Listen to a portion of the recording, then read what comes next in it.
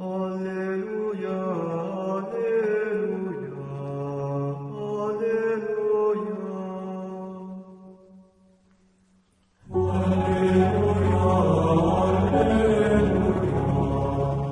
Começa agora pela Maria Rádio, o programa da Confraria Dom Vital. Salve Maria a todos, sejam bem-vindos aqui à Confraria Dom Vital. Hoje é dia de Confraria Dom Vital pela Maria Rádio. Boa noite a todo mundo. Hoje nós estamos recebendo aqui o querido professor Ranieri. Tudo bem, Ranieri? Oi, salve Maria, Amanda e todos os nossos ouvintes. Que bom estar aqui de volta. Que bom, fico muito feliz quando o senhor vem aqui. Pessoal, como hoje é programa ao vivo, quem está nos ouvindo pela rádio, quiser acompanhar aqui também pela Twitch, né, enviar seus comentários, sempre de modo muito respeitoso, é só entrar aqui em twitch.tv/mariarádio. Pessoal que está nos assistindo também pelo Twitter, fica à vontade, vem aqui participar conosco. Boa noite a todo mundo, pessoal que está nos ouvindo aqui pelo Twitch também, a Cris, boa noite, Cris, o James, boa noite, viva Cristo Rei, salve Maria, o Junão, boa noite a todo mundo, e aos ouvintes também, lá pela radiomaria.com. Bom, hoje nós vamos falar aqui sobre o Ranieri, veio aqui hoje para contar a história da conversão dele, né? Ranieri, você cresceu em um lar protestante? Ou nasceu em um lar católico, depois foi para o protestantismo? Como que é a sua história? Oi, Amanda. Até assim, eu já tinha dado esse testemunho no Apostolado Veritatis Splendor, que eu tenho a alegria de participar, né? Estar entre os membros, assim como também é uma honra poder participar aqui em Recife da nossa confraria Dom Vital, presidida pelo nosso amigo Jefferson Andrade, e com apoio da sua esposa Jamile, os demais membros, o Túlio, a Mariana, o Gabriel, o Diego, que tem sempre aqui também dado a sua contribuição na rádio, e a gente se sente muito honrado de ter um horário aqui reservado a essa rádio. E pode ter certeza, Amanda, não é só o desejo de Ranieri, mas eu creio que é o desejo de muito mais pessoas,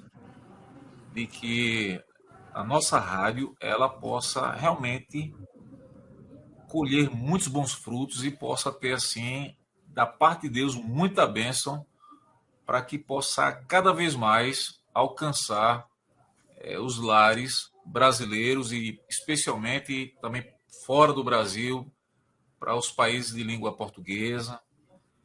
E então, Amanda, você me perguntou se eu nasci num lar protestante. Na verdade, meus pais não eram protestantes, eles se diziam católicos, mas nunca foram à missa. Eu, na verdade, nunca vi meus pais sequer mencionando qualquer coisa relativa à igreja. A minha mãe, como toda mãe, dona de casa, me parece uma prática que era ainda mantida no final da década de 60, meados da década de 70, dos garotinhos. Mamãe ensinava a oração do Santo Anjo, né? Antes de dormir. E o meu pai, aí sim, papai, ele tinha um costume, que é uma coisa que, a não ser que você fosse um indivíduo religioso, católico, protestante, mas a imagem que eu tenho do meu pai quando criança é de meu pai lendo a Bíblia. Ele numa cadeira de balanço, ele lendo a Bíblia. Ele sempre gostou de ler a Bíblia. É interessante. Para você ter uma ideia, eu acho que eu teve uma época que eu parei até de contar quantas vezes meu pai tinha lido a Bíblia. Isso já faz tantos anos e ele já tinha lido a Bíblia todinha mais de 70 vezes. Então, Oh, coisa boa. Pois é, papai, assim, quando muitas vezes, veja que eu já fiz teologia, viu? Mas eu Uhum. estou meio perdido procurando algo assim, eu preciso com certa rapidez, aí eu ligo para papai, e é interessante isso. Vá lá, meu filho, ali, no livro de Neemias, ali no capítulo 9 mais ou menos por volta dos versículos 22, 23. Rapaz, é impressionante a memória dele. E é Que exatamente bacana. porque ele já leu muito, né? Então é aquela pessoa que eu digo assim, é uma enciclopédia bíblica, mas assim no sentido de que ele tem esse conhecimento do conteúdo, né? Então, assim, papai, ele tinha esse costume. Mas o que acontece é que em 77, meu pai era um homem. Hoje ele tem 81 anos de idade, graças a Deus que ainda tem um. E meus pais vivos, minha mãe tem 79, os meus heróis. E eu já com 54 anos, praticamente ainda tendo meus pais, realmente é uma graça de Deus, viu? E papai, ele era um cidadão muito forte, né? Papai é do Alto Sertão do Rio Grande do Norte, então, vamos dizer assim, numa linguagem que todo mundo que está nos ouvindo ouvindo vai entender. Pensa naquele homem da enxada que veio para a cidade, um jovem, então ele tinha uma força, né? Assim, ele tinha uma complexão física realmente muito forte, né? Era um homem robusto, né? Musculoso, vamos dizer assim. Da próprio trabalho, né? A rudeza da roça, né? Do campo, enfim. Então, era aquele homem forte que eu nunca vi meu pai sequer reclamar de uma dor, Amanda. E, precisamente, em 77, em outubro de 77, por aí, meu pai é acometido de uma dor lombar, e foi a primeira vez que eu vi meu pai realmente gemer de dor, né? E foi dispensado das suas atividades profissionais na ocasião para se recuperar dessa dor. E a minha tia, já falecida, irmã da minha mãe, ela tinha se convertido ao protestantismo, especificamente na Igreja Batista. E havia um pastor protestante muito conhecido, que ele tinha um programa que era transmitido pela TV aqui no Brasil, chamado Rex Rambad.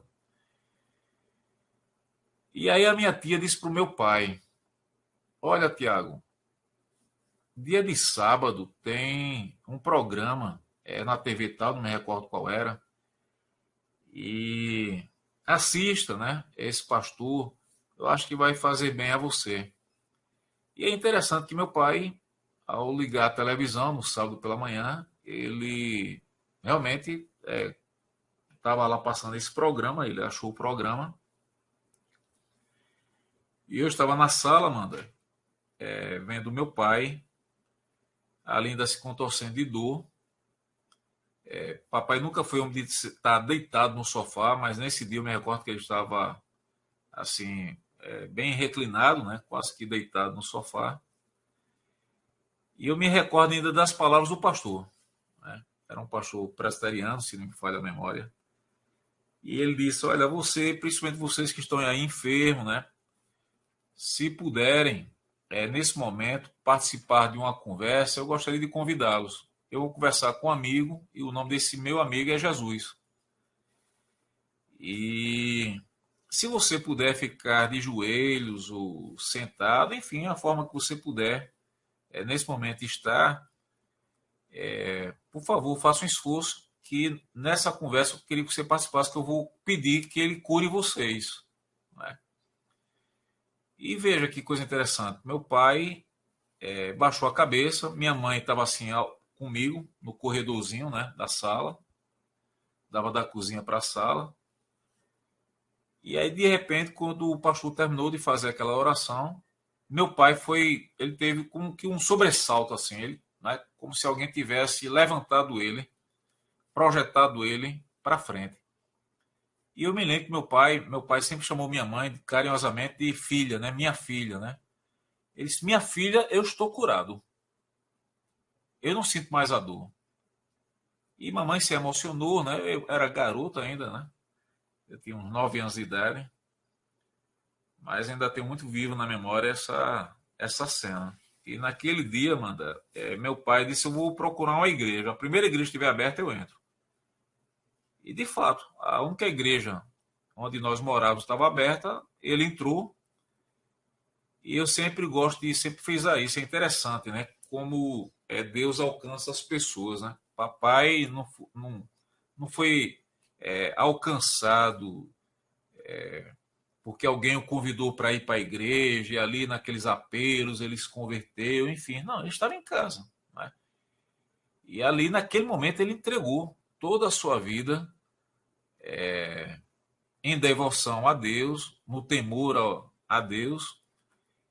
E aí sim, o meu lar, a partir desse momento, se tornou um lar protestante, Amanda. Uhum.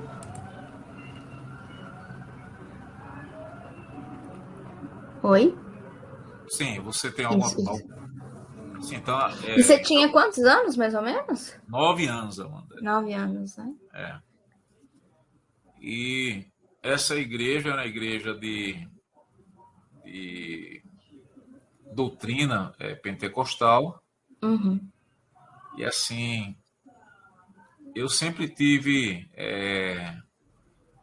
E é interessante como uma coisa eu vou lembrando de outra, né? Eu me recordo que eu tinha uma professora no colégio, eu estudei no Colégio da Polícia Militar, aqui em Recife, e eu tinha uma professora de literatura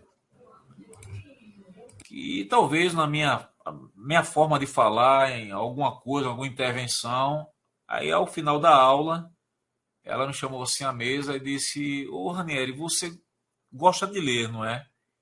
Aí eu disse: gosto. Na verdade, eu li era gibi ou alguma coisa nesse sentido. Eu não tinha lido, acho que livro nenhum. E ela disse: bom, eu vou trazer um livro para você, você vai assinar um papelzinho para mim, daqui a 3 meses você vai me devolver esse livro. E ela me deu um livro de contos, acho que ingleses, e a professora volta e meia me faz uma pergunta: você leu que conto? Você chegou no conto tal? Aí, como na verdade eu percebi que ela estava querendo saber se eu estava realmente lendo, aí eu comecei a ler. E te estimulando, né? Pois é, e aí depois de 3 meses eu senti falta daquela leitura e aí comecei a ler. Aí eu comecei a ler Uhum. mais a Bíblia, vamos dizer assim, eu comecei a buscar alguns livros. Então, numa comunidadezinha protestante, de pessoas simples, vamos dizer assim, um garoto como eu se destacava, vamos dizer assim. Então, logo cedo, para você ter uma ideia, aos 12, 13 anos, alguma coisa nesse sentido, eu já era professor da sala, veja. Porque os protestantes têm a escola bíblica dominical, ou seja, é como se fosse uma escola, né, que antes do culto protestante, tem aquela escola, então você tem a escola, uma salazinha para criança, ensinar a historinha de Davi, de Sansão, enfim, essas coisas todas, né, para as crianças, os apóstolos, de Jesus, enfim.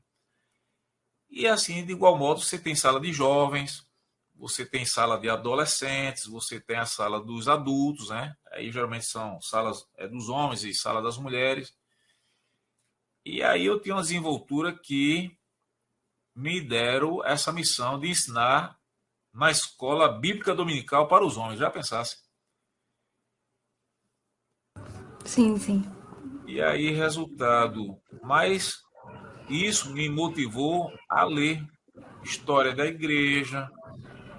Eu ficava intrigado porque outras denominações protestantes não aceitavam a doutrina a qual, naquele momento, eu estava, Você acreditava, né? eu estava inserido ali, que era o Uhum. meio pentecostal, né? Então toda aquela experiência, né? Uhum. Pentecostal, tu já conhece, o fala chama entre aspas, né, línguas estranhas, enfim. Eu dizia: mas Uhum. olha, por que eles não creem nisso? Por que eles, né? eles não aceitam.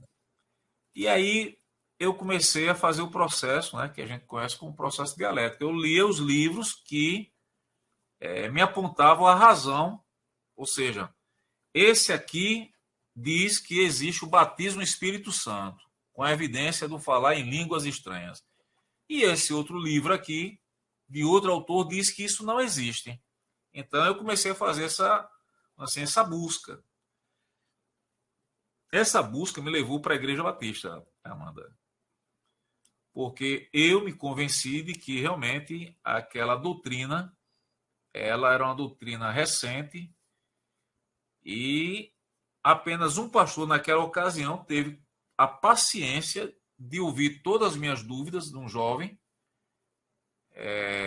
e me explicar como ele era uma pessoa muito inteligente, um homem de uma grande envergadura intelectual e respeito dentro da denominação batista. Ele me conquistou facilmente no sentido de que era aquele pastor que eu almejava ter, né? Um homem inteligente que ele estava aberto às minhas dúvidas. E com isso, meus pais e minha irmã vieram comigo para a Igreja Batista, Amanda. E aí nós passamos um bom tempo na Igreja Batista. Esse pastor, na ocasião, ele entendeu que eu deveria fazer o Seminário Batista do Norte do Brasil, porque minhas dúvidas elas começaram a envolver questões mais teológicas, então, portanto, eu teria que ter uma formação, ainda que eu não quisesse ser pastor. E aí o Seminário Batista do Norte do Brasil, atendendo um pedido dele, aceitou a minha inscrição como aluno. E a igreja não pagou nada por isso, porque eu já trabalhava, então quem custeou os meus próprios estudos foi eu mesmo. E no seminário, é lógico que quando você chega, você se depara com duas situações. Uma delas é aquelas pessoas que têm uma experiência chamada mais fundamentalista, né? Sim. E tem aqueles que chegam com a leitura mais ampla, a nível de cultura, a nível de história, história da própria igreja, de forma, né? Isso, geral. Então, havia aqueles embates. E aí o que acontece é que no seminário eu fui ampliando mais, vamos dizer assim, a minha caminhada, a minha busca, né? Esse meu interesse de conhecer mais a Deus e conhecer mais a Sagrada Escritura. E aí fui me deparando nos livros que tinham na biblioteca, a biblioteca do Seminário Batista do Norte, naquela época, muitas faculdades sequer tinham a metade dos volumes que tinha no Seminário Batista do Norte, né?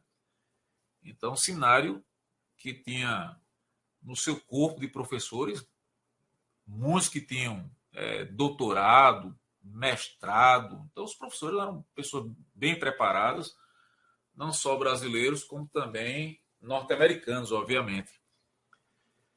E aí, Amanda, naquela ocasião, eu já começava a formatar, primeiro, alguns ensinos, né, despretensiosos, vamos dizer assim, dos meus pais, com aquilo que eu estava sendo exposto. Um deles, acerca da Virgem Maria.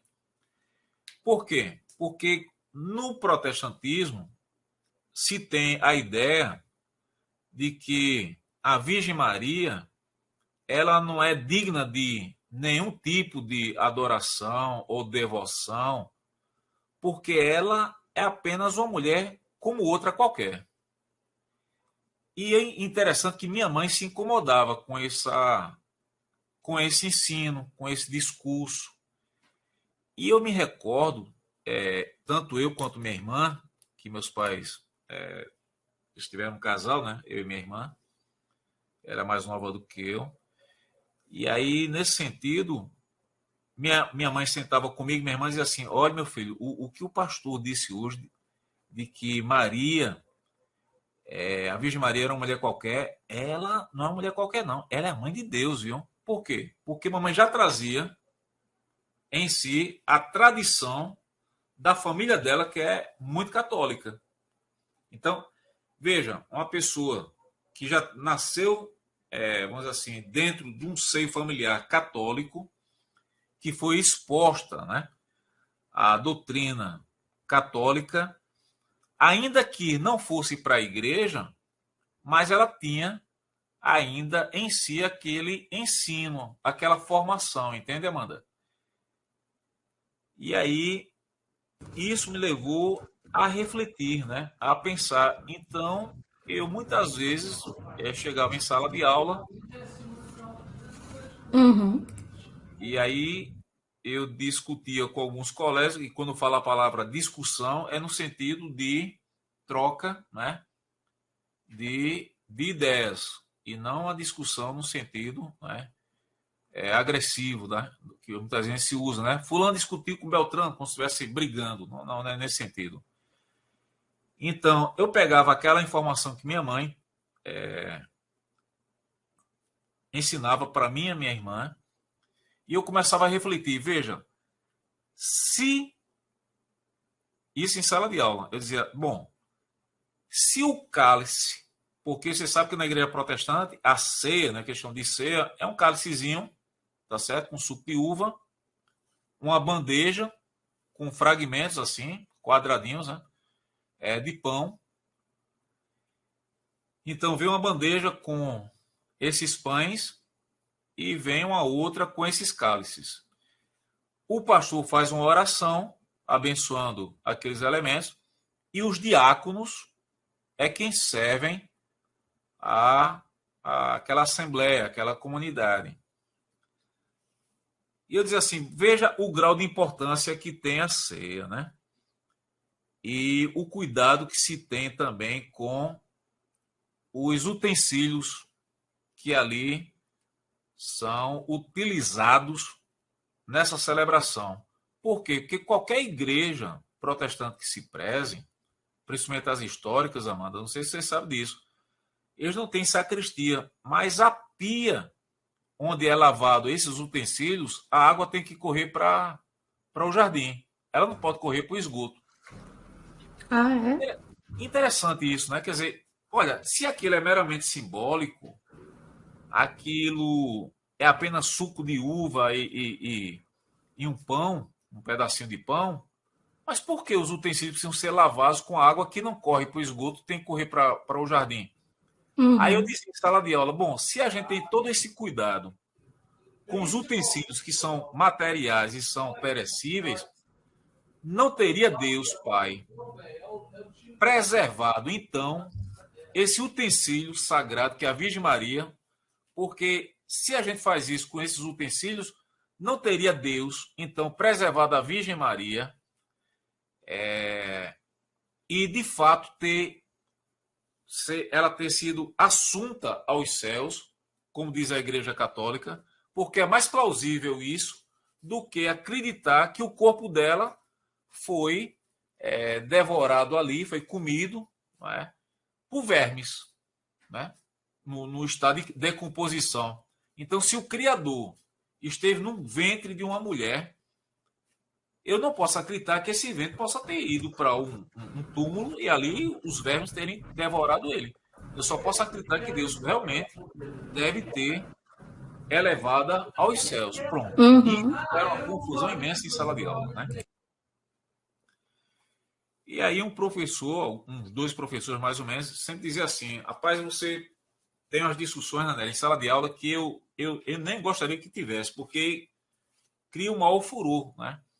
Aí começa, né, aqueles anos que, você é um católico, isso e aquilo.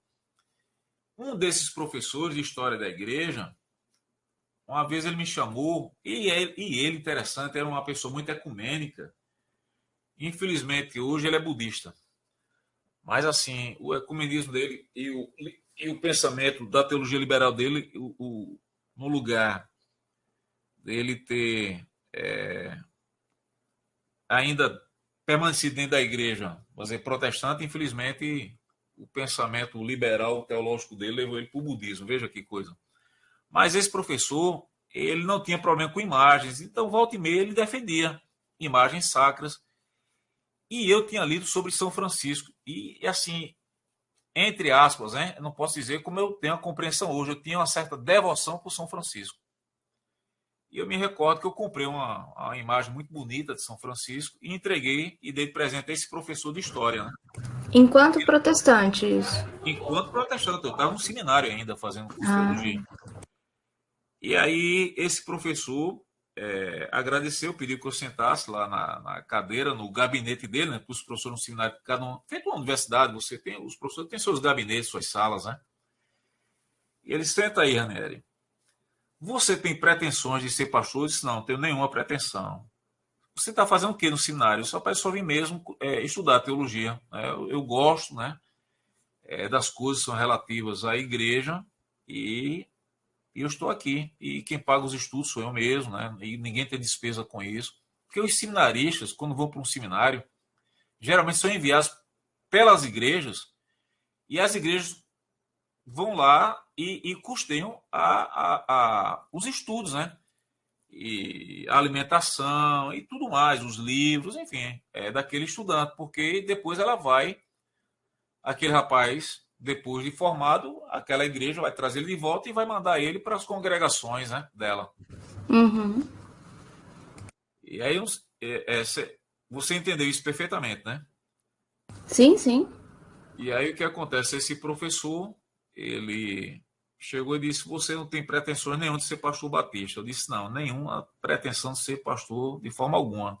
Ele disse: Pois é, Ranieri, porque se você tiver qualquer pretensão de ser pastor batista, eu quero lhe deixar logo informado de que você jamais será aprovado numa ordenação, porque você tem pensamentos, você tem reflexões que vão assim de encontro ao ensino batista.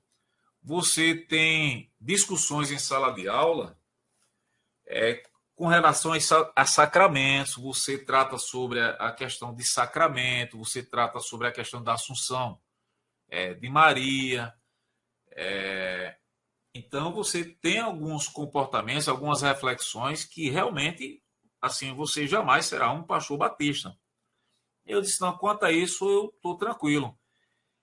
E ele disse, você conhece a igreja anglicana? Eu disse, a não ser pelos livros de história, mas eu não conheço. Ele disse, rapaz, eu acho que é uma igreja. Como eu sei que você não vai para a igreja católica, e eu sei que no ambiente batista você já começa vamos dizer assim, a não andar dentro da doutrina batista, por que você não vai na igreja anglicana? Porque a igreja anglicana seria uma via média.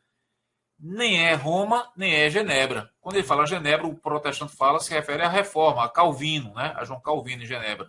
E Uhum. Roma, a igreja católica. Então, eles, como a igreja anglicana nem é uma via média entre Roma e Genebra, eu acho que seria uma opção, porque, inclusive, existe uma ala da igreja anglicana, que é chamado Anglos Católicos, né?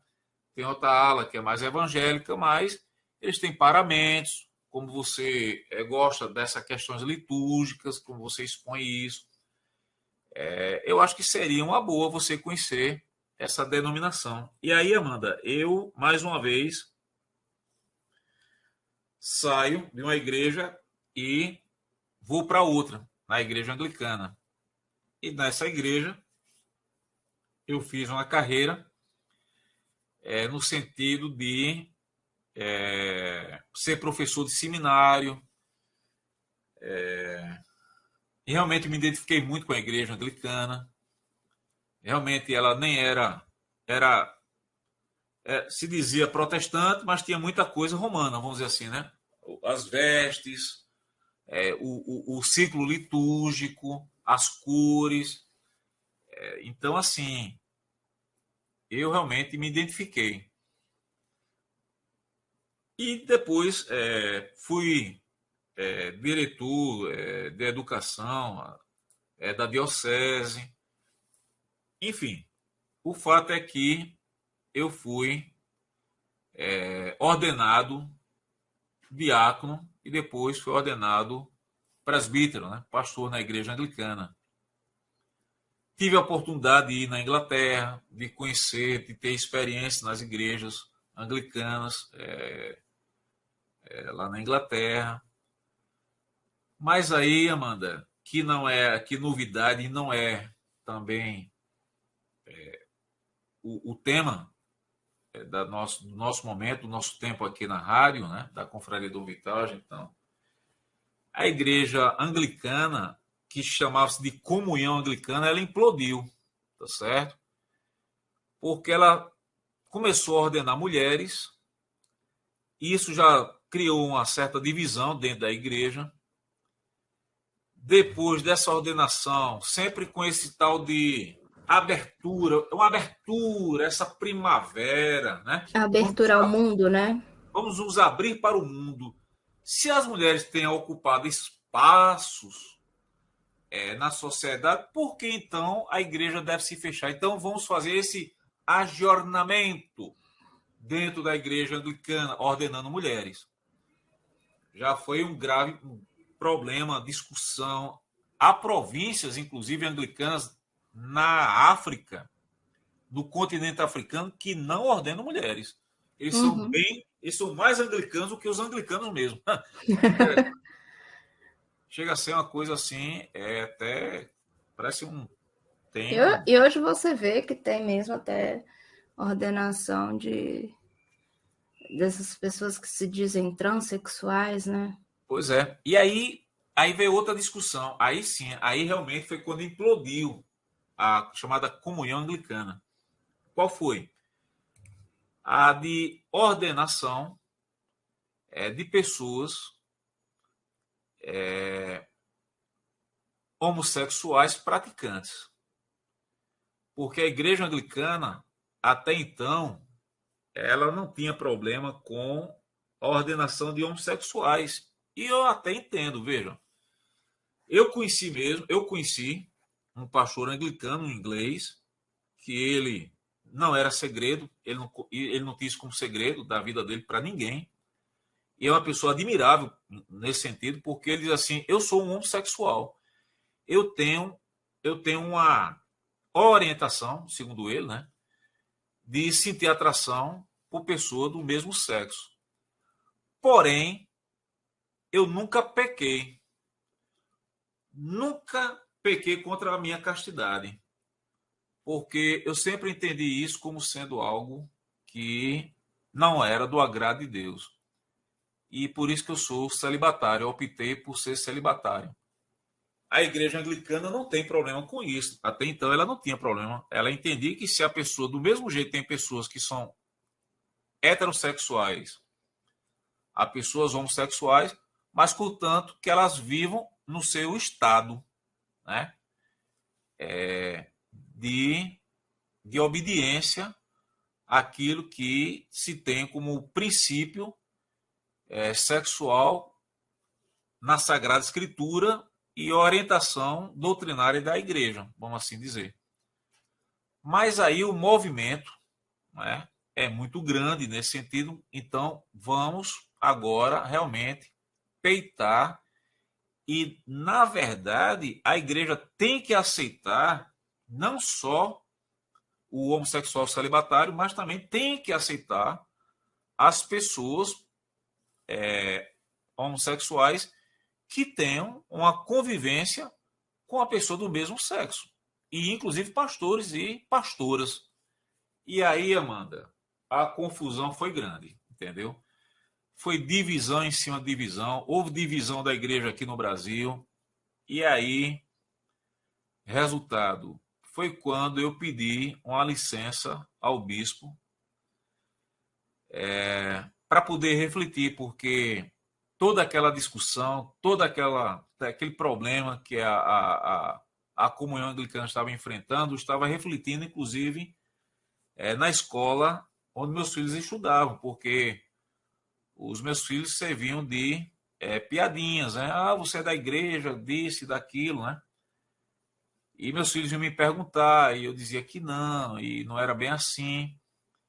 Então eu achei por bem, naquele momento, tirar, vamos dizer assim, um tempo sabático. E aí, nesse momento, Amanda, foi quando eu conheci a igreja ortodoxa. E aí eu fiquei encantado com a liturgia, com a divina liturgia de São João Crisóstomo. E aí foi quando eu comecei a entender melhor o ensino dos santos padres, o que significava de fato tradição, né, com T maiúsculo, né, a tradição sagrada da igreja. Então, nesse ambiente litúrgico, realmente zeloso, solene, e de uma liturgia que você, ao fazer parte, você olhava para trás e dizia assim, os santos, né, também estiveram nessa liturgia. Uma liturgia que já tem 1.600 anos. Então, eu estou numa continuidade da igreja. Então, ali naquele momento, eu me senti ainda mais pleno, porque eu dizia assim, agora sim, eu estou numa igreja que tem, de fato, uma tradição apostólica. Pois bem, eu sou muito grato também a Deus e às pessoas, aos irmãos ali, aos padres que me acolheram, tá certo? E então eu passei algum tempo. Então a minha família foi para a igreja ortodoxa. Então eu, na ocasião, a mãe de meus filhos, meus 3 filhos. Meus pais, dessa vez, papai, ele estava assim, vamos dizer, incomodado com tudo que estava na igreja anglicana, porque eles tinham vindo também para a igreja anglicana comigo, meus pais, né?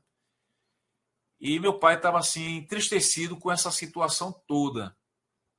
E eu me recordo que eu dei de presente a meu pai um livro do professor Felipe Aquino chamado Riquezas da Igreja. Não sei se você conhece esse livro, Amanda. Não, eu tenho outros livros do professor Felipe Aquino, mas esse eu não conheço. Pois é. E aí, nesse momento, papai... Porque Riqueza da Igreja, do professor Felipe Aquino, são pequenos textos da patrística, né? Os 4 primeiros séculos. Então, ele fez uma seleção de pequenos textos e formatou isso num livro. E aí foi quando meu pai despertou para a Igreja Católica. E meu pai foi conversar com um padre numa capela chamada Capela da Mãe Rainha, que é um movimento, né? Tem o texto dos homens. E o padre viu que papai realmente estava querendo compreender certas coisas, então ele teve a paciência e explicou a papai tudo direitinho. Papai levou o livro, papai levou a Bíblia. E aí o padre aconselhou a papai a comprar o catecismo da igreja. E papai foi ler o catecismo da igreja. Para você ter uma ideia, o catecismo é uma coisa que me surpreende também. É interessante essas coisas. Você vê, papai já leu o catecismo e lê todos os dias o catecismo da igreja. Aquele amarelinho, Amanda. Sim, sim. Papai leu aquele catecismo, já está velhinho. Já está na hora até de dar outro para ele, um novo, porque já está todo bem assim, castigado, né? De tanto ele ler. Assim que é bom, né? Assim que a gente Pois vê que é, ele mas veja, aproveitou. aí papai disse, meu filho, a verdadeira igreja é a igreja católica. Porque essa igreja é a igreja que o nosso Senhor deixou com São Pedro.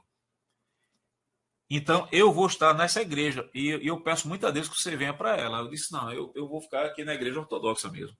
Então, meus pais se converteram ao catolicismo. E aí, quando eu digo conversão ao catolicismo, realmente é a igreja, a Santa Igreja Católica. Porque a Cristo, veja, o coração deles já pertenciam a Deus.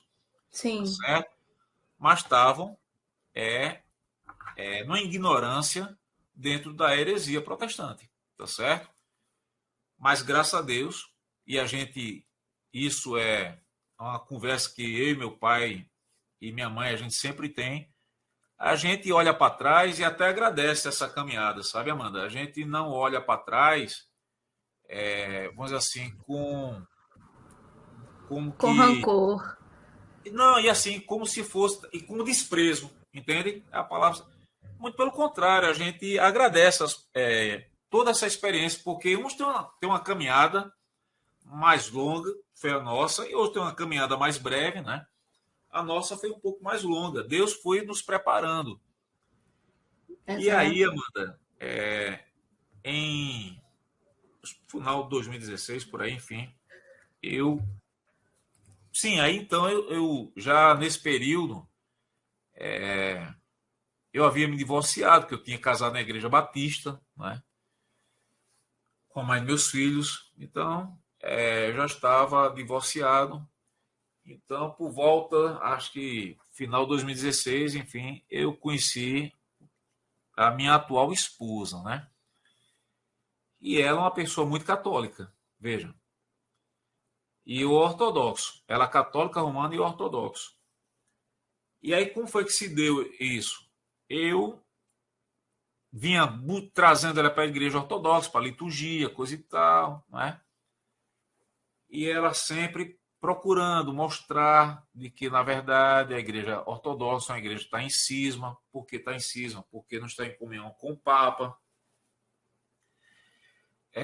Eu tinha muita dificuldade com o dogma da Imaculada Conceição. Eu tinha muita dificuldade com o governo universal do Papa, né? Então, assim, e ela é uma pessoa muito inteligente, e ela começou a trazer livros, e amigos dela, principalmente o esposo de uma colega que se formou com ela na faculdade. Um dia ele me levou para a missa no rito tridentino. Quando eu cheguei no rito tridentino, e aí eu não entro nessas discussões do rito novo, rito tridentino, até porque eu confesso aqui, já disse isso diversas vezes, eu tinha muita dificuldade com esse rito novo, vamos dizer, o rito de Paulo VI. Eu não estou criticando, não, estou aqui criticando porque eu fiz uma opção, porque eu tenho isso como bandeira, não. Eu quero que as pessoas entendam o seguinte: eu, quando era pastor, eu ia a algumas missas como representante do bispo. O padre fulano de tal está fazendo 10 anos de sacerdócio, de ordenação, vai lá me representar. A paróquia tal está fazendo 25 anos, vai lá me representar. E as missas, Amanda, realmente me chocavam. Me chocavam pela irreverência, me chocavam porque eu via muitas vezes não um rito cristão, mas muitas vezes parecia tambores, atabaques, pessoal dançando, umas danças realmente assim, que pertence a outro nível de religião, mas não a Igreja Católica. E eu disse, rapaz, não sei o que a Igreja Católica está envolvida, que o negócio aqui, a esculhambação é grande. Era assim que eu pensava. Isso era o que eu pensava quando era protestante.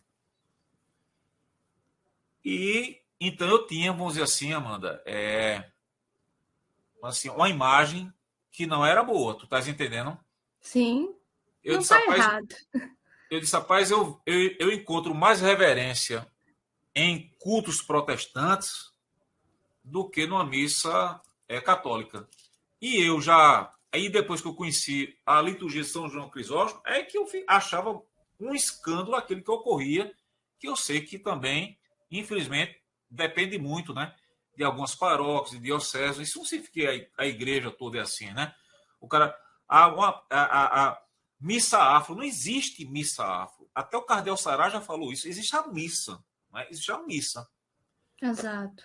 Então, infelizmente, aqui no Brasil, com essa questão de sincretismo, uma coisa muito forte, né? Sim. E além das questões ideológicas, e isso, infelizmente, vai corrompendo, vamos dizer assim, o rito, né? Você chega em igreja, que eu já cheguei, não sei se você conhece, mas existe um ritmo aqui no Nordeste chamado chachado. Ritmo de música, né? Música, Dança, né? isso. Música Sim, sim. nordestina, né? O chachado. Como tem um baião, como tem um forró, aí você tem um Uhum. chachado. Que é, vamos dizer assim, é o cara que vai se arrastando os pés no chão, num movimento.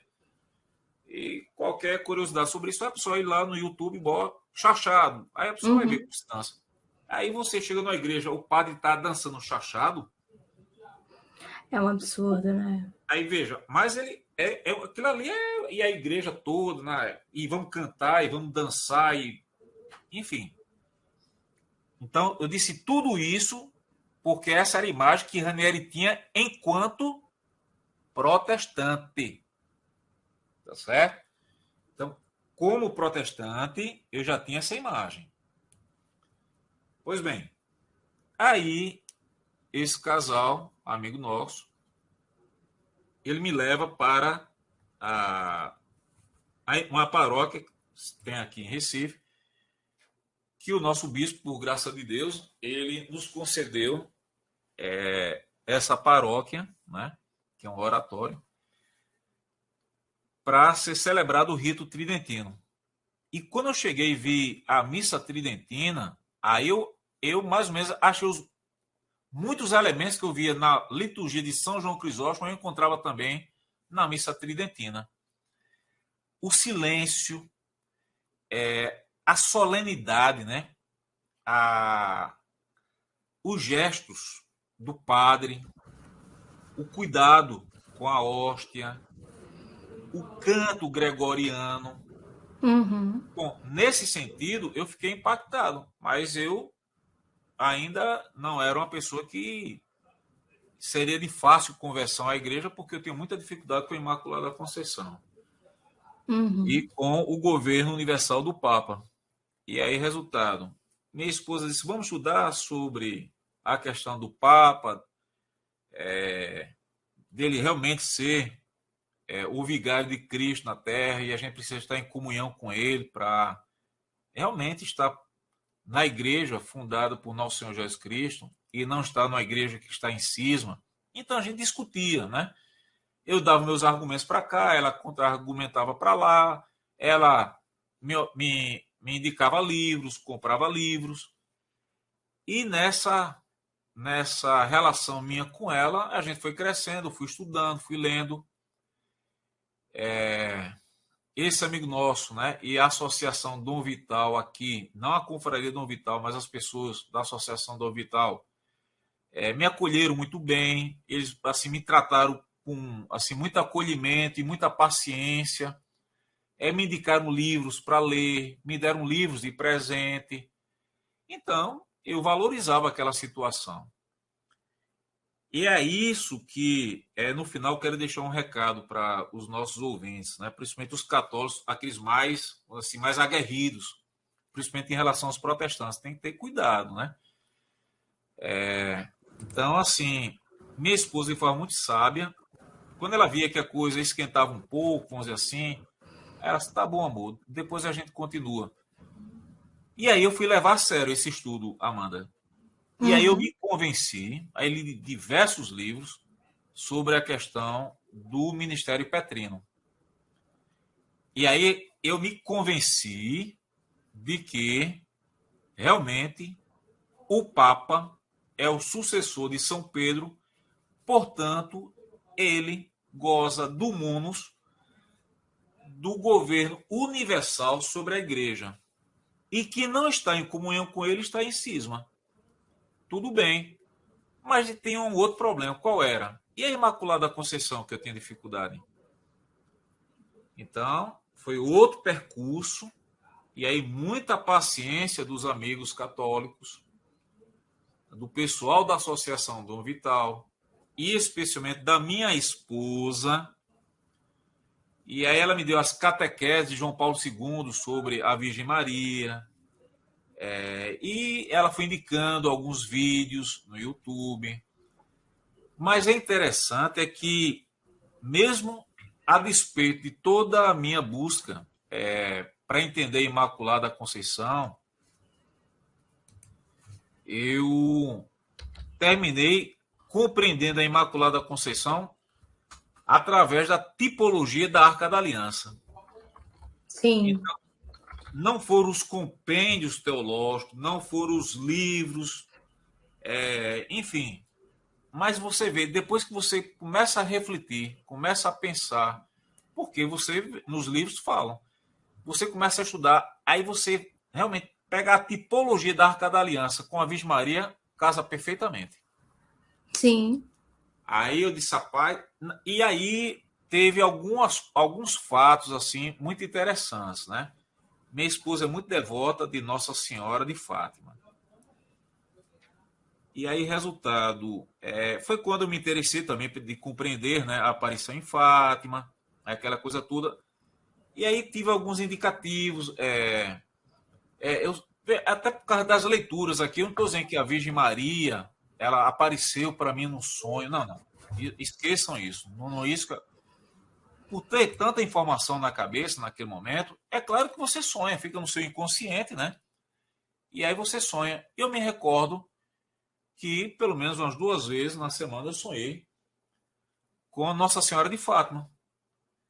E ela dizendo para mim que eu não tivesse medo, que ela realmente era a Imaculada Conceição. Mas aquilo, para mim, eu levei aquilo assim, simplesmente como algo normal, porque como a gente sonha com experiência do dia a dia da gente, isso aí não tem problema nenhum.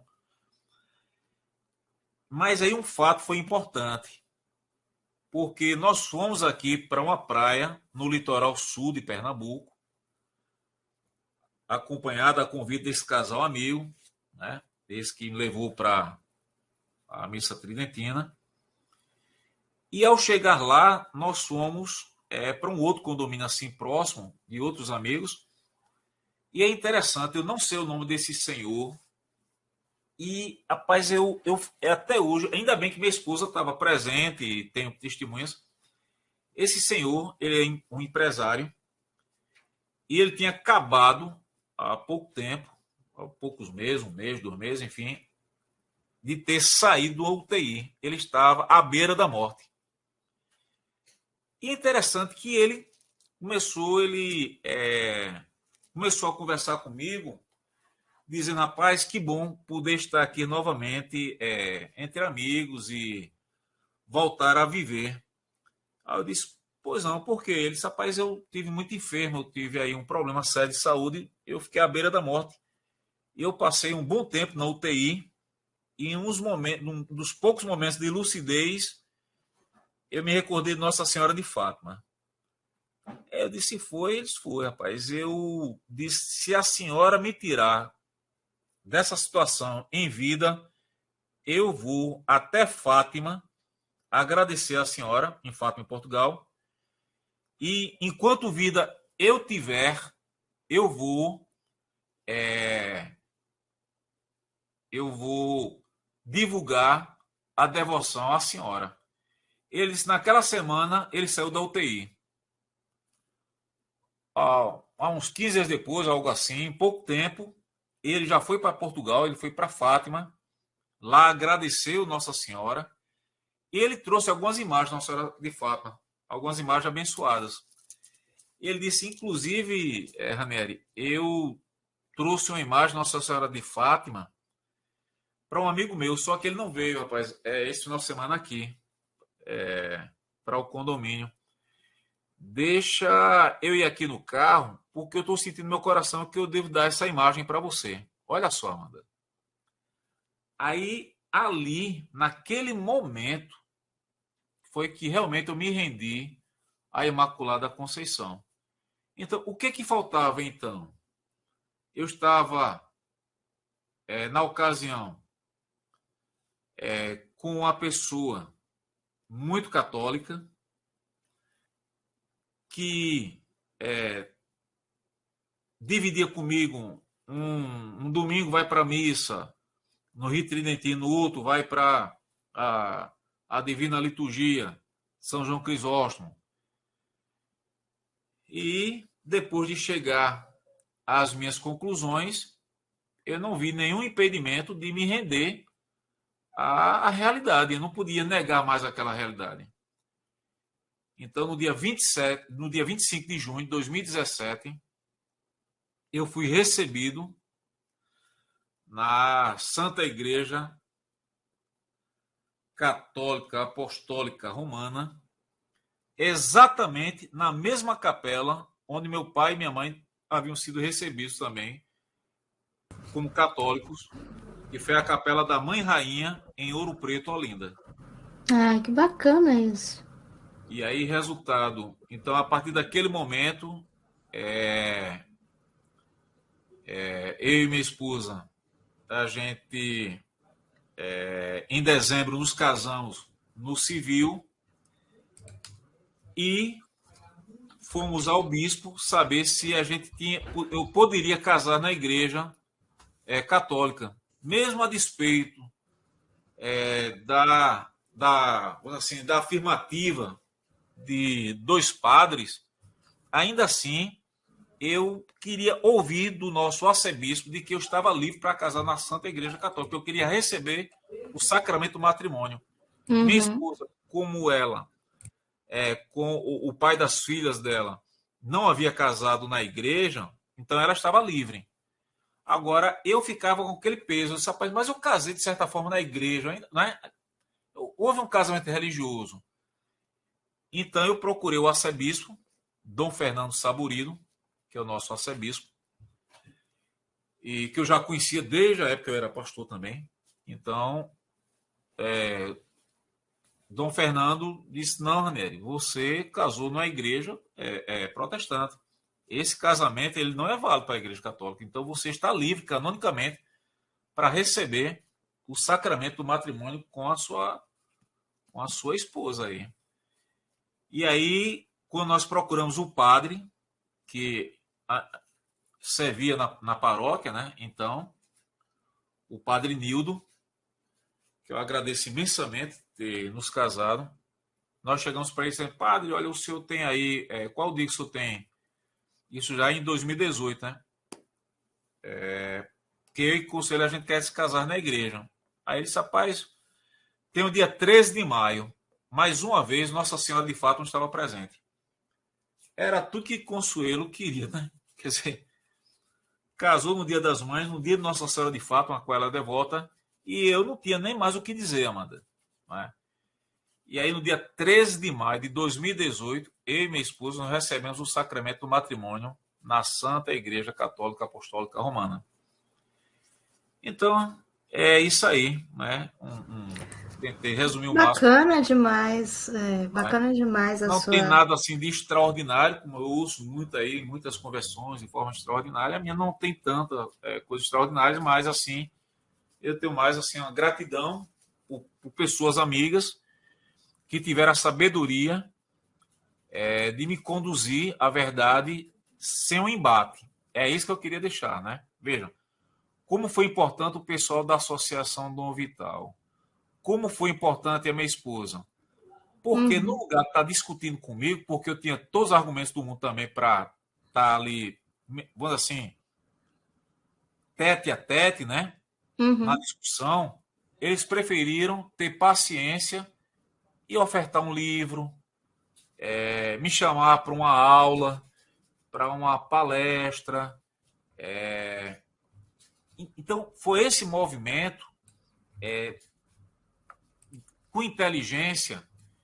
E outra coisa que também saltou aos meus olhos, a piedade dessas pessoas, sabe, Amanda? Então, assim, pessoas de rezar o terço, pessoas, assim, de muito amor a Deus e à igreja, pessoas com muito amor à tradição, à nossa doutrina, aos santos, a toda a riqueza, esse depósito maravilhoso que nós temos na Santa Igreja Católica, que são os nossos santos, os escritos dos nossos santos. Eu realmente não consigo compreender. Eu até, na verdade, digo isso por força de retórica, mas eu sei por quê. Se deixa a Igreja Católica para ir para o protestantismo. É uma pobreza que vai encontrar. Você tem uma riqueza imensa, um depósito infinito. Eu não me canso de dizer, se eu viver 100 anos, eu não conseguiria dar conta das leituras dos santos, por exemplo, dos santos carmelitas. Eu não vou dar conta, né? Quer dizer, de uma muita coisa riqueza mesmo. imensa que a nossa igreja tem. Um Exato. depósito maravilhoso da mística, da ascética. E a pessoa sair, deixar tudo isso por nada, assim, para uma coisa, o quê? O que você encontra ali? Então, o meu convite, principalmente aos nossos ouvintes são católicos, tenham paciência com seus amigos protestantes. Se eles vierem perguntar, procure responder de forma dócil, dê exemplo com a sua vida, evite você ter palavras agressivas naquele momento. Procure compreender a pessoa, ele está numa ignorância naquele momento invencível e você precisa romper aquela ignorância e ele está lutando, né? Procure ter bons livros. Se você não tiver condições, indique pessoas que possam ajudar aquela pessoa, porque há muitos protestantes procurando. O problema é que os católicos, muitas vezes, Amanda, também não têm condições de responder. Está entendendo? Sim. E Hoje aí, a gente vive. Eu acho que isso melhorou muito, assim, com vários apostolados, iniciativas de leigos, né? E também a gente deve aí agradecer sempre ao pároco de aldeia do Brasil, que é o Padre Paulo Ricardo, né? sim, Eu não, sim. se você quiser procurar como que troca o chuveiro, é capaz de ter lá no site dele. Então, e eu acho incrível o trabalho dele, como eu sempre vejo os comentários, tem lá, eu sou protestante, mas eu gosto muito do padre. A gente tem que fazer tudo por caridade, Isso. fraternidade, né? Essa questão, assim, a gente cai numa soberba e é aquela questão, não tentarás o Senhor teu Deus. Você fica achando que Pois é. você está convertendo alguém, você não está convertendo ninguém, meu amigo. Quem converte é o Pois é. Espírito Santo. Isso. Então, né, a gente tem que ser instrumento. E aquilo, né? Essa necessidade que as pessoas hoje têm, Ranieri, de saber de tudo, responder de tudo, acha que é feio falar assim: olha, eu não sei te explicar isso. E, né, e fazer isso que o senhor falou, indicar quem sabe, indicar uma obra, né? Isso mesmo, Amanda. Os bons livros. Há muita riqueza na Igreja Católica. Há bons livros que você pode utilizar, você pode estudar, você pode. Por exemplo, os livros mesmo, até do professor Felipe Aquino, você tem livros do próprio Alessandro Lima, você vai lá no site do Veritatis Splendor. Ali é uma faculdade de teologia, né? Eu acho que ali está respondido todas as questões levantadas pelos protestantes.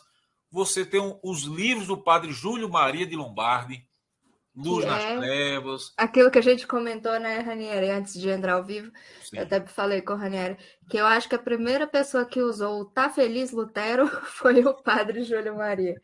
As obras dele são excelentes. Pois é, então pega essas obras, leiam, não é? Do Padre Júlio, os livros do próprio Alessandro Lima, o próprio conteúdo que tem no site Veritatis Splendor, e graças a Deus que há outros sites também com bons conteúdos, né? Sim, Católicos. Então, você tem hoje, como a Amanda disse, o pároco do Brasil, né? Que é o padre Paulo Ricardo, um homem de humildade imensa, um esforço que ele tem para estar nos e um trazendo conhecimento, né? conhecimento, né? Amor, principalmente amor à igreja, amor à Nossa Senhora. Então, Sim, assim, essa foi a minha caminhada, né? sim. E Ô, Ranieri, eu queria saber, assim, nós temos alguns protestantes que escutam a nossa rádio aqui, né? Alguns amigos, né? Amigos pessoais meus também, e outros também que acabam escutando aqui a rádio. Se você fosse indicar uma obra, assim, para um protestante, assim, sobre, né, o catolicismo, assim, qual livro você fala, olha, quer entender um pouco? Leia esse livro. Comece por aqui. Qual seria? bom, veja, tem alguns livros, sabe, Amanda, realmente tem, assim, eu poderia dizer vários livros, eu vou tentar. Há dois que eu acho que são imprescindíveis, que são os livros do Padre Júlio, que é Luz nas Trevas,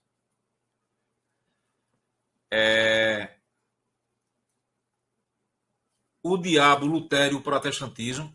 do padre Júlio Maria de Lombardi, tá certo? Então, esses dois livros, Luz nas Trevas, e esse outro que eu acho que o título dele é O Diabo, o Lutério e o Protestantismo. Você tem aquele livro Em Defesa da Fé Católica, nas questões mais difíceis, do próprio Alessandro Lima, né, que realmente foi um livro que me ajudou muito. Minha esposa me forçou a ler esse livro, né, e foi importante realmente ter conhecido. Você tem, acho que assim, esses 4 livros, por exemplo, o próprio livro do professor Felipe Aquino, que a gente mencionou, Riquezas da Igreja, é um bom livro também. As pessoas, o problema é que os protestantes, eles têm uma dificuldade com gramática, né? E aí aqui eu estou até usando de uma brincadeira, vamos dizer assim. Primeiro, Jesus não disse, Pedro, tu és pedra, e sobre esta pedra edificarei as minhas igrejas. Jesus foi bem preciso, ele disse, Pedro, tu és pedra, e sobre esta pedra edificarei artigo definido, a minha igreja. Está no singular, só existe uma igreja, não existe igrejas, né? Não existe várias verdades, né? Não. Existe Então, só uma. só uma, tá certo? Outra coisa que a gente percebe como ex-protestante, a gente é muito condicionado a ler a Bíblia, e quando se trata de história da igreja, a gente vê a história da igreja até Atos dos Apóstolos, depois dá um salto até 1517, com Martinho Lutero. Esse intervalo foi de apostasia. A igreja... Não tinha, né? Não, a igreja, o Espírito Santo abandonou a igreja. Exato. A pessoa se parar, não é? Aí, por exemplo, o cara tem que ler uma coleção de livros, como os 10 livros de história da igreja do Daniel Hopes, realmente é outra coisa, estou só mencionando. Quer dizer assim, se estudar, um protestante estudar a sério a história da igreja, se realmente ele estudar a sério os 20 séculos de existência dessa instituição divina, não acredito que ele permaneça protestante, Amanda. Eu acho muito difícil. Tem uma frase da Edith Stein que ela fala assim, e é bem isso que você está falando. Todo aquele que procura a verdade, procura a Deus, ainda que não saiba. Uhum. Né? Então, se você procura a verdade, você vai chegar na Igreja de Cristo, né? Pois é. Que é a Igreja Católica Apostólica Romana. Não é? Exato. Então, se você basta você estudar a história da igreja. Me diga uma coisa, a patrística, por que não se estuda a patrística com seriedade? Por que não se estudam os concílios com seriedade? Não é? Então, assim, vai estudar os concílios da igreja, vai estudar a história da igreja. Pega esse livro do Padre Júlio, que tem fontes primárias nele sobre o diabo, o Lutério e o protestantismo. Inclusive, tem uma amiga nossa, a Bruna, do Intervalo Literário, ela, sendo uma presbiteriana, hoje ex-presbiteriana, ela foi ler esse livro do Padre Júlio, se incomodou tanto que ela foi buscar mais informações, se converteu à Igreja Católica. Foi esse livro do Padre Júlio. Né? Então, assim... E Luz nas Trevas também é um livro muito bom, que traz argumentos com seriedade, com sobriedade. Mas você precisa estar aberto, né, Amanda? Se você estiver fechado, fica difícil. Então, se um protestante realmente ele está querendo saber a verdade, conhecer a verdade, bom, fica aqui a dica de pelo menos esses 4 livros, tá certo? E, por fim, Amanda, pelo menos da minha parte, assim, todo ano eu procuro separar um versículo, né, para ser o norteador da minha vida, né, naquele ano. Esse ano eu coloquei no meu coração, e eu tenho passado para os amigos, né, e passo agora para os nossos ouvintes, diante de tanta confusão que nós estamos vivendo, E essas tempestades, né, que a barca de Pedro ela enfrenta, e ela sempre enfrentou, desde o início foi assim, tá certo? E ainda que nosso Senhor Jesus Cristo possa pensar que ele está ali dormindo, ele não está, né? Então, a barca de Pedro, você tem que estar dentro da barca de Pedro, tá certo? Exato. E essa barca, ela é forte, e ela vai enfrentar, porque Jesus Cristo disse que as portas do inferno não iriam prevalecer contra ela, tá certo? Então diante dessas situações todas, muitas vozes, muitas confusões, eu queria deixar esse versículo para assim, a reflexão das pessoas, entendeu, Amanda? Que ele serve para me nortear durante todo esse ano. É quando Paulo escreve à igreja em Roma, então a sua epístola aos Romanos, no capítulo 12, o versículo 12, na Bíblia Ave Maria, está assim escrito: sede alegres na esperança, pacientes na tribulação e perseverantes na oração. A gente poderia até fazer um dia, um momento de reflexão sobre esse versículo, mas só queria deixar uma última observação. Nossa Senhora em Fátima, e em todas as suas aparições, há algo que a gente pode destacar, que é exatamente o apelo que Nossa Senhora faz para que nós, como seus filhos, filhos da igreja, devemos rezar diariamente o rosário. As 6 aparições em Fátima, Nossa Senhora pede para rezar o terço. E eu fico muitas vezes chocado, Amanda, né? Porque a gente só vai vencer as nossas batalhas, as nossas lutas individuais, a gente só vai poder alcançar nossa salvação, que é essa busca diária, né, pela salvação das nossas almas, se a gente tiver também em mente exatamente isso que Paulo diz, ó, perseverança na oração. Nossa Senhora fala sobre perseverança na oração, dizendo como rezem o terço todos os dias. Então, meus amigos, vamos rezar o terço todos os dias.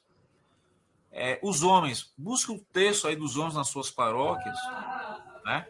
Uhum. Os pais de família, as mães de família, rezem um terço todos os dias.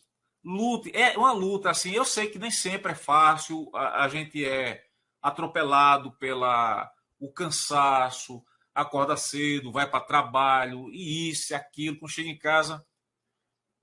Mas cria uma alternativa, cria um meio, vai dentro do ônibus ou no carro, bota um CD, vai no ônibus rezando o rosário, bota no YouTube aí o texto do dia, bota o fogozinho do vidro. Liga aqui na rádio. Na Né? rádio, Maria, quer dizer, pelo amor de Deus, temos tantas chances, não é isso, Amanda? Exatamente. E a gente vai atender a Nossa Senhora e também essa recomendação do apóstolo Paulo, né? Quer dizer, que nós Exato. acabamos de ler. Então, se eu pudesse deixar como algo assim, que eu reputo como muito mais importante do que esse meu testemunho, essas palavras do apóstolo Paulo: sede alegres na esperança, paciência na tribulação e perseverantes, veja, perseverar na oração. Então, existe uma razão, porque é difícil. Pense numa disciplina espiritual difícil da oração, viu? É. Eu gravei hoje até, nós vamos ter algumas formações especiais aqui na rádio. A primeira vai ser sobre a oração do Pai Nosso, né? E eu expliquei lá. Quando a gente já está entregue ao pecado, a gente não é tentado. Né? Nós já somos filhos, né? Já somos devotos do pecado, então não tem por que tentar. Mas quando a gente tenta sair disso, né? que os obstáculos aparecem. E, pessoal, não é possível ser santo sem sofrimento, né? E é através dessas tribulações mesmo que Deus vai purificando a gente, né? Vai ver se nós somos fiéis mesmo. Então, é difícil mesmo, sabe? A gente não tem que se desesperar, né, Ranieri? E lembrar sempre da Santa Teresa falando, a imaginação é a louca da casa, né? Isso. Sempre que na sua oração assim surgir, ali um pensamento involuntário, rechaçá-lo, né, com suavidade, com serenidade e persistir, porque a virtude ela é feita através do hábito. Se você não tem a virtude, né, eu sempre falo sobre a paciência, né, que é bem fácil de entender, você nunca vai ter a virtude da paciência se você não tiver situações para que coloque essa virtude aí para funcionar, né? É muito fácil eu ser paciente, sozinha, isolada, dentro da caverna, onde não vai ter ninguém para me incomodar, aquela coisa toda, né? Essa situação que eu não tenha conflito, mas e aí? Eu não tenho virtude da paciência. Porque eu não tenho como exercer. Agora, quando você vive ali, tem um conflito no trabalho, um conflito dentro de casa, um conflito ali na igreja, é quando você vai ter oportunidades para, de fato, exercer essa virtude, né? E então ter o hábito, criar, assim, o hábito. Você falou, a gente falou muito dessa questão de oração, né, Ranieri, para rezar um pelos outros, e da Santíssima Virgem. Eu li hoje no Twitter, alguém postou uma história que eu acho que foi o Carlos Ramalhete, né? Que ele postou, ele escreveu assim: amar o inimigo é difícil pacas, mas é o que Deus Nosso Senhor nos pede. Um amigo policial militar estava já deitado na maca para ser operado de um baita cálculo renal travadão nas vias urinárias. Prometeu à Santíssima Virgem rezar 10 rosários pelos presos da cidade, grande parte presa por ele, e o resto conhecido de outros carnavais. Sentiu vontade de ir ao banheiro e o cálculo saiu. Não precisou entrar na faca. Não é uma troca ou negociação, é um sorriso de mãe quando percebe que o filho entendeu. Muito bonito, né? Boa. É isso mesmo. Ranieri, nós temos aqui alguns comentários do pessoal que nos acompanha aqui pela Twitch. O James falou assim: felizmente o professor Ranieri teve essa paixão pela leitura e o conhecimento, e quanto mais conhecimento adquiriu, mais se aproximou da Igreja Católica. Parabéns, professor. Isso é muito importante. Realmente é uma peregrinação, viu? Na verdade, é um esforço que você tem que ter, né? Não é que você disse, olha, eu quero conhecer. Eu cheguei na igreja por esses caminhos. Não é que eu estava. Mas essa busca, né? Você tem que ler, você tem que estudar, você. Realmente não há alternativa. A Bíblia ela só existe porque existe a Igreja Católica. Então, Exato. Então, a primeira formação que nós tivemos foi a tradição oral. Então, e a igreja, ela é divina, porque ela é indivisível, ela é una. Não existe igrejas, existe a igreja. Então, assim, as palavras generosas aí do amigo, mas eu quero que todos saibam que também não é fácil, né? É uma peregrinação, é um esforço. Você realmente precisa querer, né, se incomodar, e não é fácil. Saibam que não é fácil, porque há um conflito interno, porque você tem uma formação e aí você é confrontado com, né, com aquilo que até então para você seria um erro, quando na verdade você que está no erro, e a Igreja Católica é a verdadeira Igreja de Cristo. Então é isso, Amanda. Verdade. O James também falou que melhorou o rosário pelo método de São Luís Maria Grion de Montfort, graças à rádio. Que legal, muito Ah, que obrigada por ótimo. isso. Ah, e tem uma pergunta aqui do nosso querido Junão. Ranieri, você conhece as obras do Scott Hahn? Se sim, conheceu antes ou depois da conversão? Eu conheci depois, né? Eu li, eu acho que é aquele do testemunho dele, Todos os caminhos levam a Roma, né? Os Caminhos Levam a Roma e O Banquete do Cordeiro? O Banquete do Cordeiro. Então, esses dois eu li, mas eu li depois de já estar na Igreja Católica, né? E o Scott Hahn é interessante, porque o testemunho dele, sim, porque não é fácil. Ele era um pastor protestante, né? Já tinha um nome consolidado na Igreja Presbiteriana nos Estados Unidos. E aí, ter se convertido realmente, vamos dizer assim, foi uma surpresa muito grande e teve um impacto muito forte. E é interessante o quanto a Igreja Católica nos Estados Unidos tem crescido, viu? O número de fiéis vindo Uhum, exatamente do protestantismo. sim, Então, Scott Hahn é esse grande nome, né? Mas há outros também, tem Alex Jones, enfim, tem outros sim. mais aí que tem também assim, Eu vou te falar assim, o que mais me tocou na sua história foi o seu pai.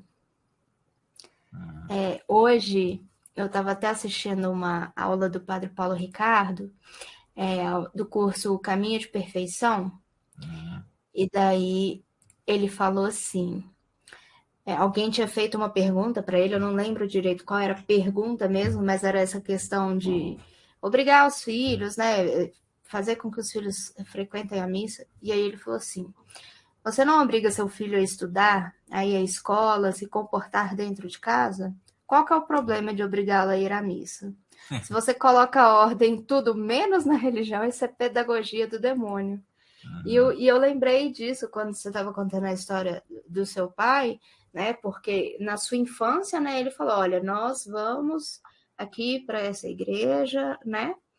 E depois já com você adulto, né? Ele já não tinha mais essa essa coisa de pegar na sua mão e te levar para a igreja, né? Mas ele falou: olha, é a igreja católica, né? É aqui que eu vou ficar, uhum, essa é a igreja de Cristo, né? Li aqui. E aí tem lá, né, no Catecismo de São Pio X, nas lições preliminares, que ele fala isso, né? Os pais eles são obrigados a procurar que seus filhos, né, aprendam a doutrina cristã e são culpados diante de Deus se desprezam essa obrigação. E como seu pai é, sempre teve ali te aconselhando, né? Fazendo a parte dele. E eu achei muito bacana isso.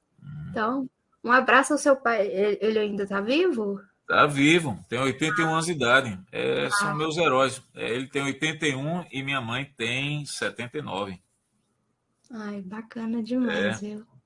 Tão durinhos ainda, graças a Deus. É uma graça divina poder ainda contar com os meus pais, viu?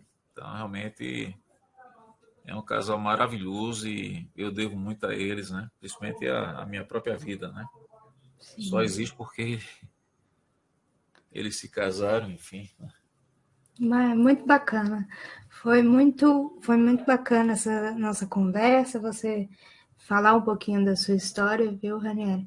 Pessoal, o Ranieri, como vocês sabem, é da Confraria Dom Vital. Ele já esteve aqui outras vezes, né? Dando aulas maravilhosas aqui pra gente, né? E na nossa parceria com a Confraria Dom Vital, o pessoal disponibiliza lá no canal da Confraria no YouTube, né? Todos os programas que a gente faz aqui em parceria. Então, recomendo que vocês acompanhem lá a Confraria, eles fazem um trabalho maravilhoso. Eu sou muito grata a Deus por ter conhecido vocês através do Jefferson Araújo, que aí me apresentou ao outro Jefferson. E a O todos Jefferson Andrade, vocês. nosso presidente É aqui da confraria. isso. E eu fico sempre muito, muito contente. Nossa, aí o programa da Confraria é um dos favoritos dos ouvintes, né? E é sempre uma alegria receber todos vocês aqui. Então, pessoal, os ouvintes, tá? Se inscrevam lá no canal da Confraria. Tem aulas excelentes. Tem aulas do Ranieri lá na sede da Confraria também, que são maravilhosas. Eu já assisti todas.